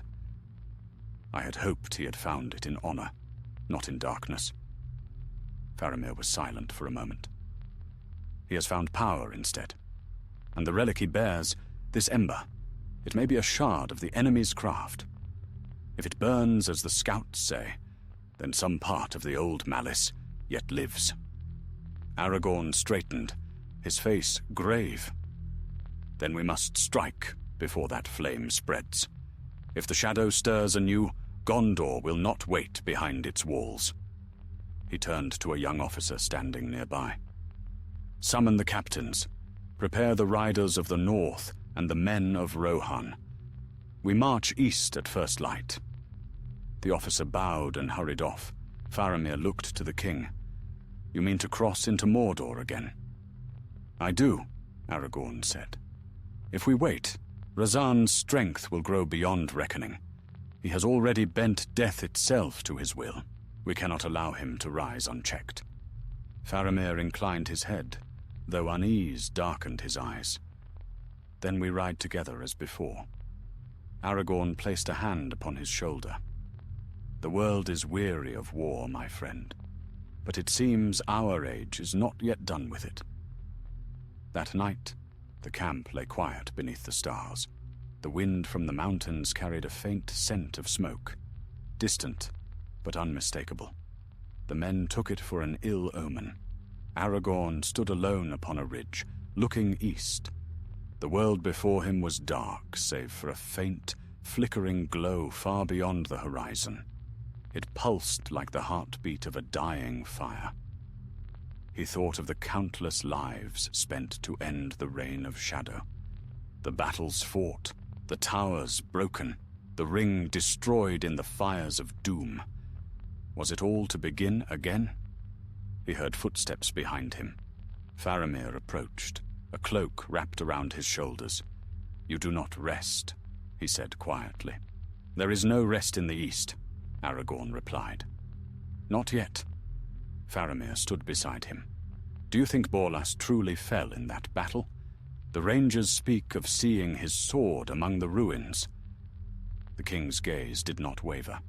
If he did, he fell as he lived, with honor.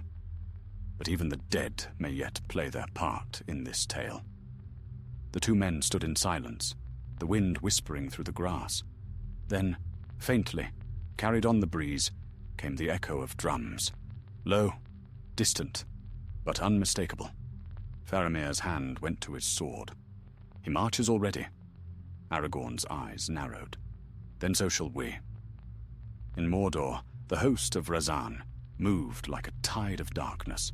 Orcs, men of the south, and creatures born of shadow marched under the crimson banners of the new flame. Razan rode at their head, a figure of black fire upon a steed, wreathed in smoke. Before him stretched the pass of Cirith Gorgor, the gate of the Morannon, once sealed by stone and steel. Now it lay broken, the watchtowers shattered, the great doors torn apart by the quake that had ended the Dark Tower.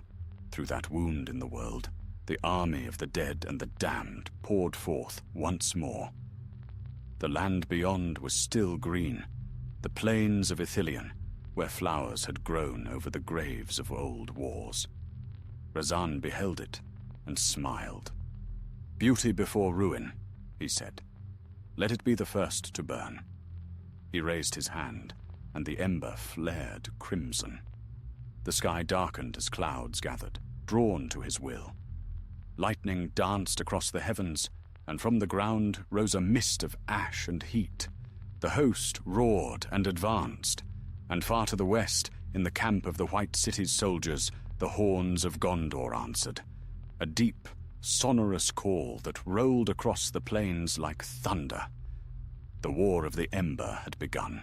The horns of Gondor rang out across the green valleys of Ithilien, echoing against the stone faces of the Ephel Duath.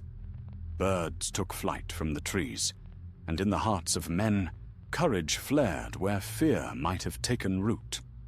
Once again, the banners of the White Tree and the Horse of Rohan were raised, fluttering bright in the dawn wind. Aragorn rode at the front of his host, Andoril gleaming at his side, the reforged blade of kings that had ended the Age of Shadow. His eyes were steady, his face calm, yet within him stirred the old fire that had carried him through the long wars of his youth. Behind him marched the captains of Gondor and the riders of Rohan, fewer than in the great battles of the Ring, but their hearts were iron, and their loyalty sure. Beside the king rode Faramir, grey-eyed and silent, his bow slung across his shoulder. At his belt hung a horn of silver and black, carved with runes of his house. "The east burns again," he said quietly, gazing toward the distant glow upon the horizon. "It is as though the very land refuses to forget its master." Aragorn nodded. "The land remembers all wounds, and some heal only through fire." They rode until the forests of Ithilien thinned and the air turned harsh. By noon the mountains were before them, vast and dark, their peaks shrouded in shadow.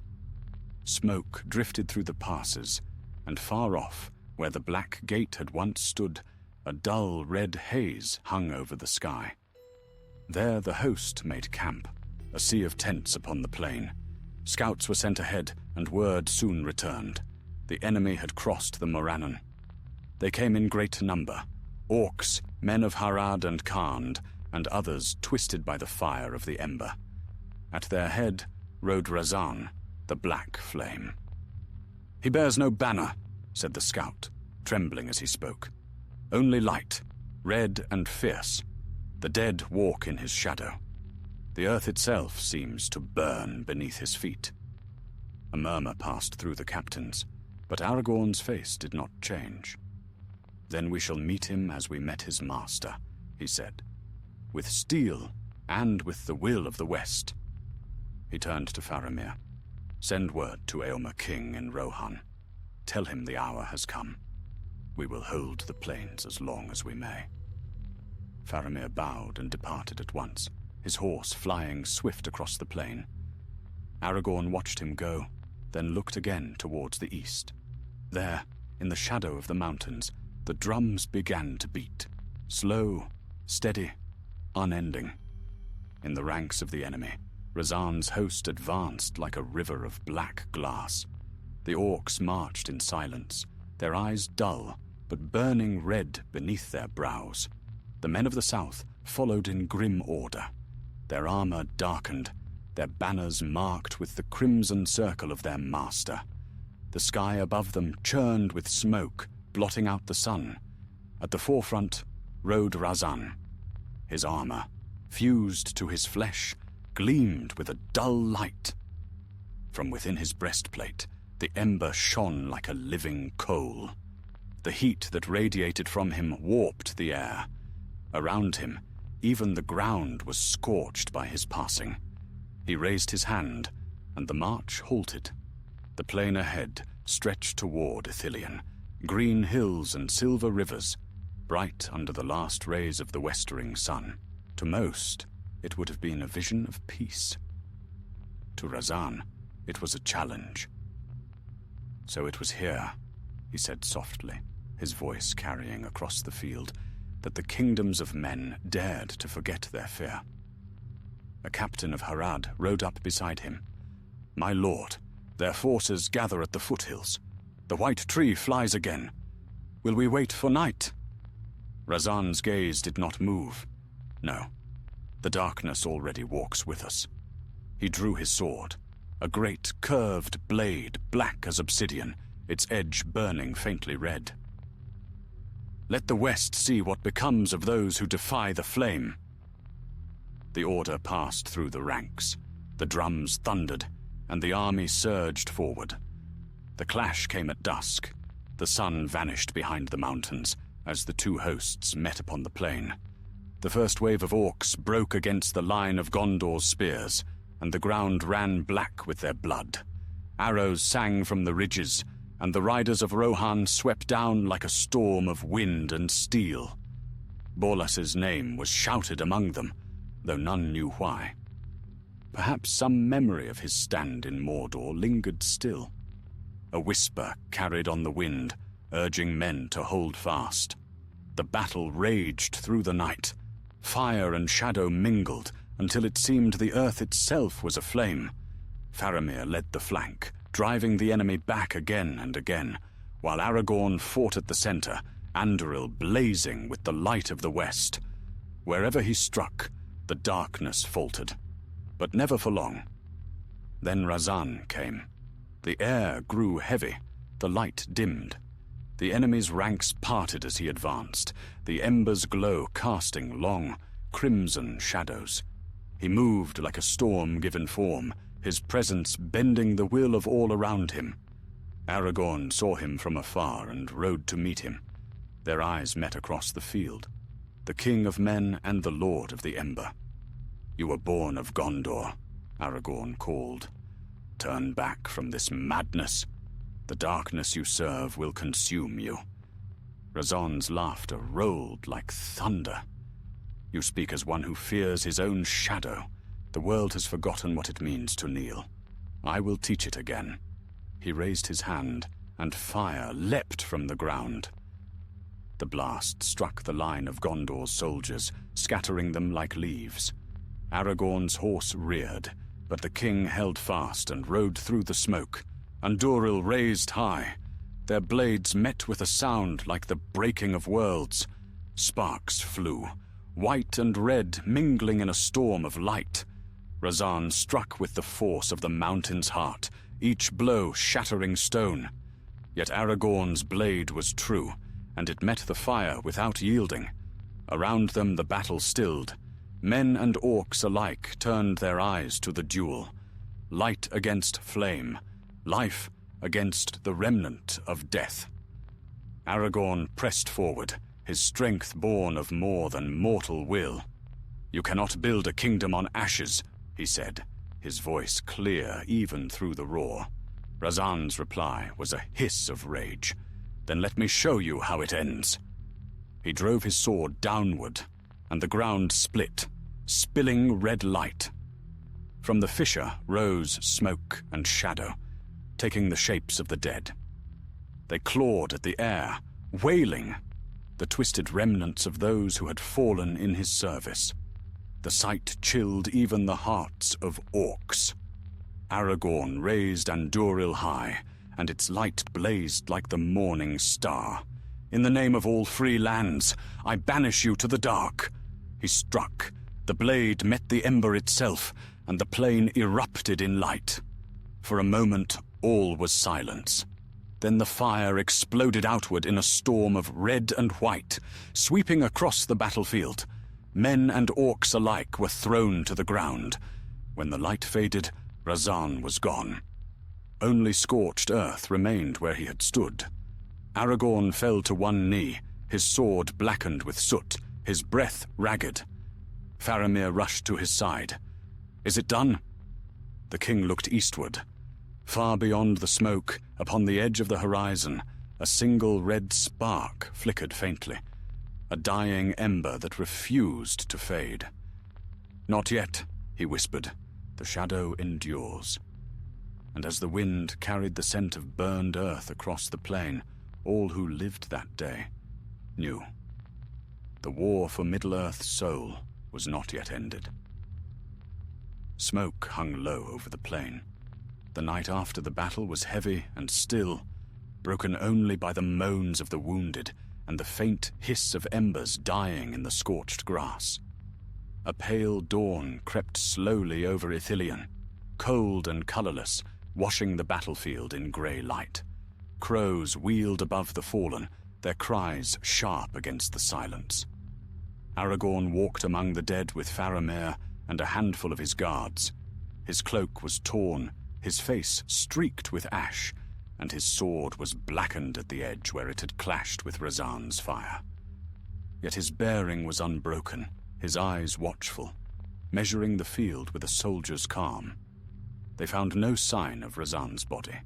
The place where he had stood was a pit of scorched earth, cracked and still smoking, as though the world itself had flinched from the touch of his power. The ground was seared into a circle of black glass, its edges glowing faintly red beneath the surface. Even the grass around it had turned to ash. "He is gone," said Faramir softly, consumed by his own fire. Aragorn knelt beside the pit, touching the charred soil with his gloved hand. It was still warm, though the battle had ended hours ago. He closed his eyes for a moment, then rose. "No. Fire does not consume itself. It seeks fuel. He has fled." Faramir frowned. "If that is so, where?" The king's gaze turned east, to the shadowed mountains that marked the edge of Mordor. "Home," he said. "He will return to the ashes that bore him." They left the field then, for there was work to do. The wounded cried out for aid, and the dead needed burial. Men of Rohan and Gondor worked side by side, digging trenches, building pyres, tending their fallen brothers. It was grim labor, yet it was done with reverence, for all who lived knew they had seen the shadow rise once more, and had, for a moment, held it at bay. When the sun climbed higher, casting a weak gold light across the plain, Aragorn called his captains to council. They met beneath a tattered banner of the White Tree, spread upon a fallen cart. "The army is spent," said Dareth, the ranger who had once fought beside Borlus. His face was gaunt, his arm bound in bloodied cloth. "If Razan gathers strength again, we will not stand against him here." Aragorn nodded. "Then we do not wait for him to come. We will strike at the root." There was silence. Even the wind seemed to pause. "You mean to enter Mordor again?" said Faramir at last. The king's eyes met his. "I do. If he rises from that land's heart, then we must end him there. The longer we linger, the stronger he will become."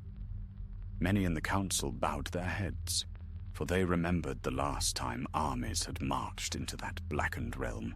Few who went returned unchanged, yet none spoke against him. "Then let it be so," said Faramir, "but not as conquerors, as hunters, small bands, swift and silent. Let us move as shadows upon the shadow."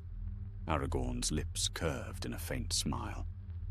As it was in the old days, when the world was younger and peril lay behind every stone. So it was decided.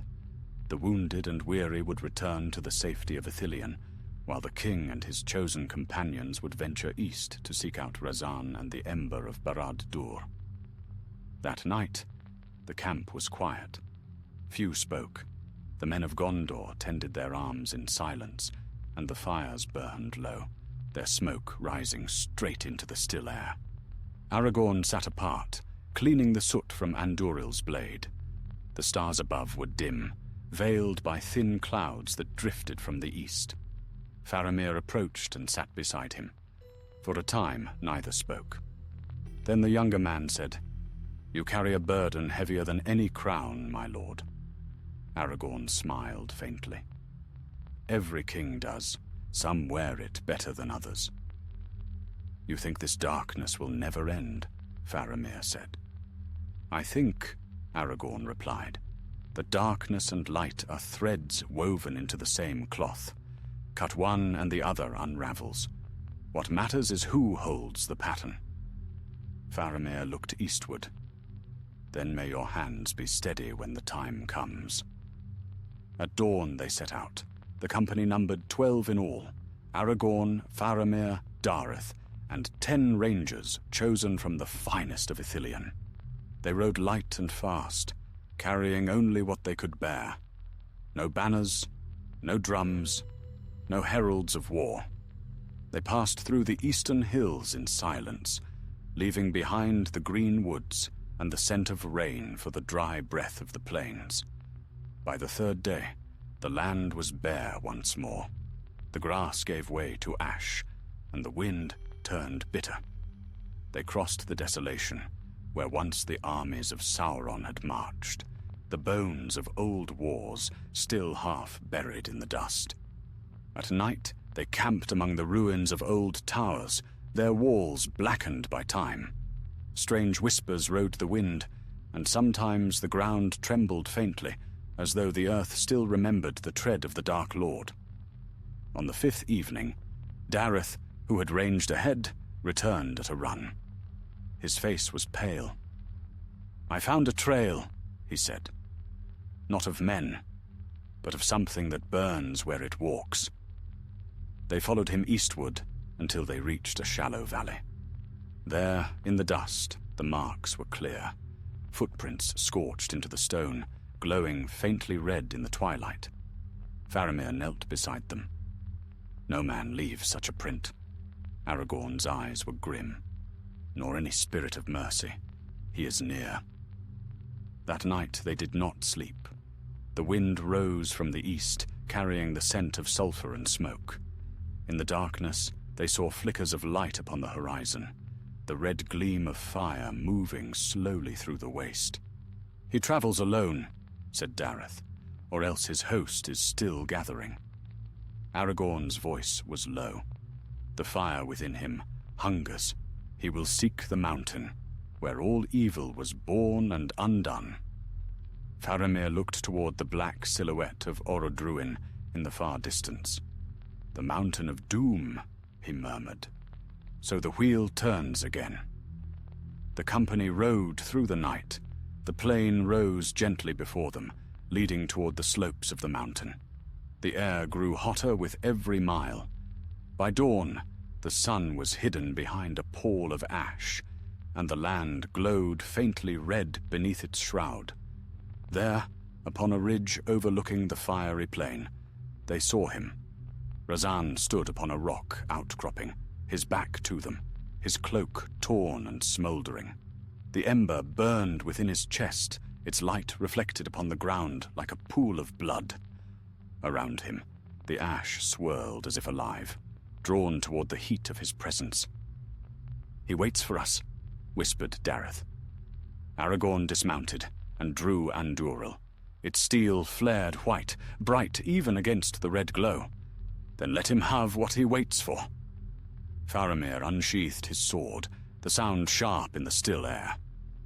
"If this be our end, let it be worthy of song."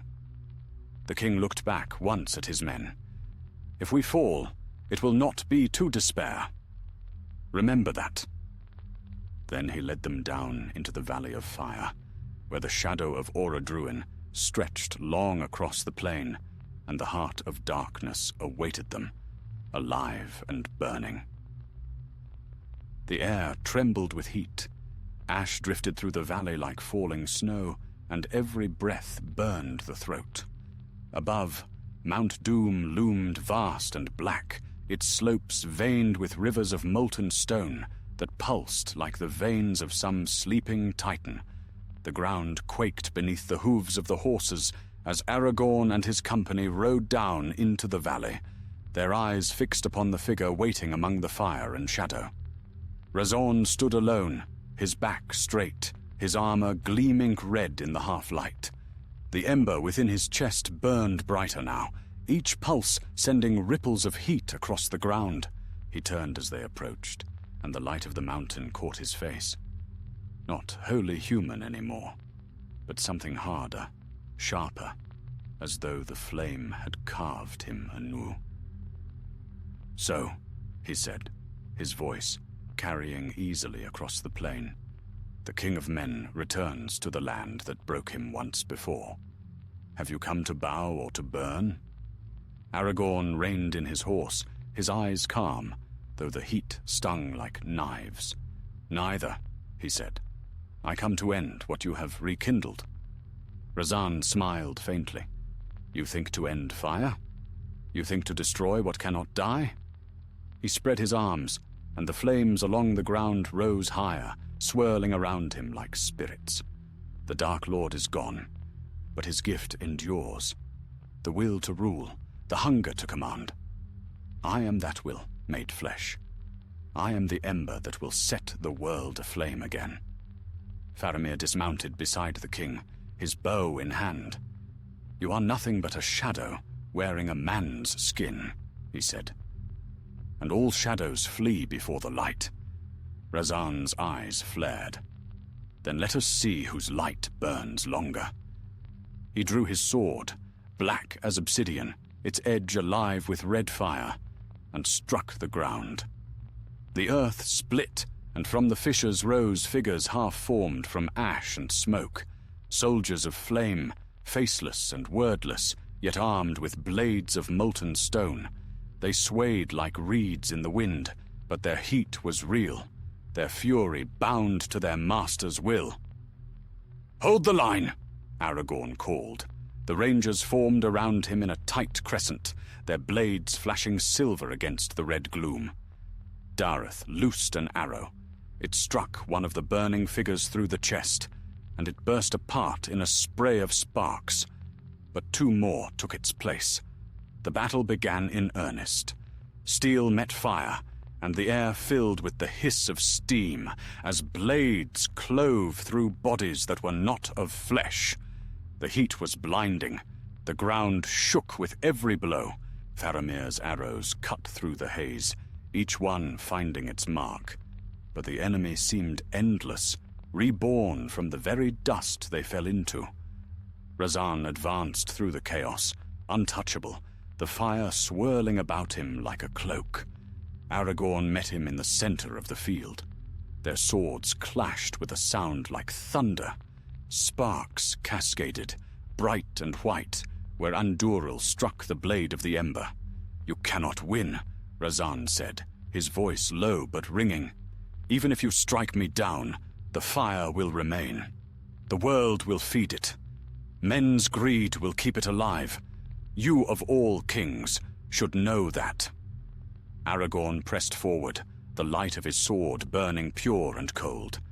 "Then I will burn with it," he said, "and let the world be free of both."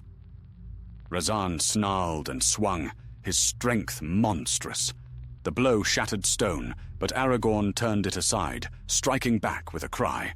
Their blades locked, white and red, and between them the air split with a roar.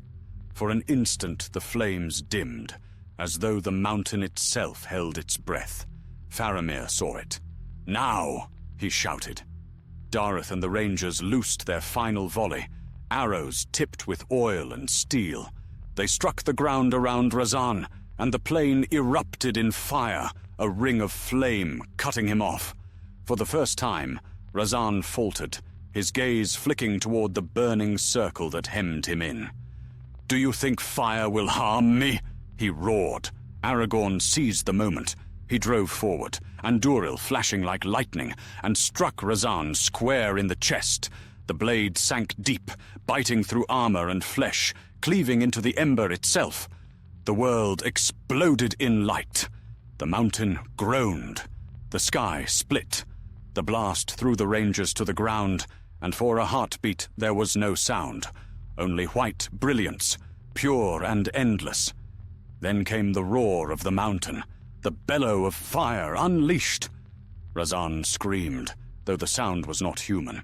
Flames poured from the wound in his chest, pouring upward in a torrent that pierced the clouds.